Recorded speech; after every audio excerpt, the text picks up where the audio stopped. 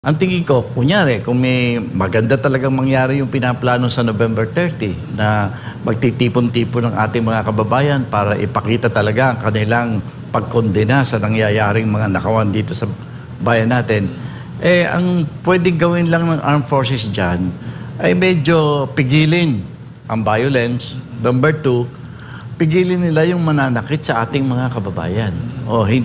Kaya nga, ang mangyayari dyan dapat binabantayan pa nga nila yung November 30 na walang kaguluhan at sikapin na walang mananakit na mga pupunta dyan dahil peaceful na manifestation yan ng ating kagustuhan kung anong dapat mangyari sa kinabukasan ng Pilipinas. Opo. So, napakalaki o napaka-imposible po. Wala pong possibility na magkaroon ng ganito pong pangyayari, ganitong uri po ng krisis sa Pilipinas, bate po sa sinasabi po ninyo, Secretary. Yes, walang military junta. Pero baka magkameron ng people power. Yun. At ang pinag-uusapang nadidinig ko ay noong kasing unang people power natin, hindi masyadong napaghandaan o napag-isipan kung ano mangyayari pagkatapos ng people power, no? Anong uri ng gobyerno ang papalit sa pangkasalukuyang gobyerno.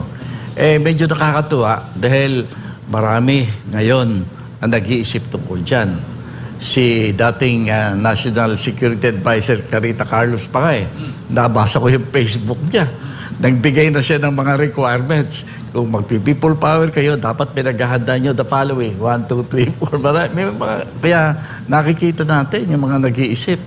Tinitingnan na ang mangyayari kung magkakaroon ng people power. Opo. Ano-ano yung mga aral na nakuha natin noon, Secretary, nung nagkaroon po ng military unrest ang ating bansa? Ano yung mga natutunan natin na hanggang ngayon ay yun po yung ina-apply natin para maiwasan ang mga ganito pong uri na mga issue? Well, magandang nangyari noong 1986 kung titignan natin.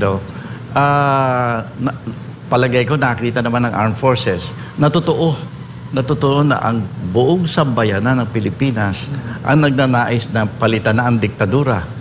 Kasi sobrang din ang nakaw ng diktadura nung araw Yan, palitan na yan at pagkaroon ng mga leader na magpapatakbo ng maayos sa bansa.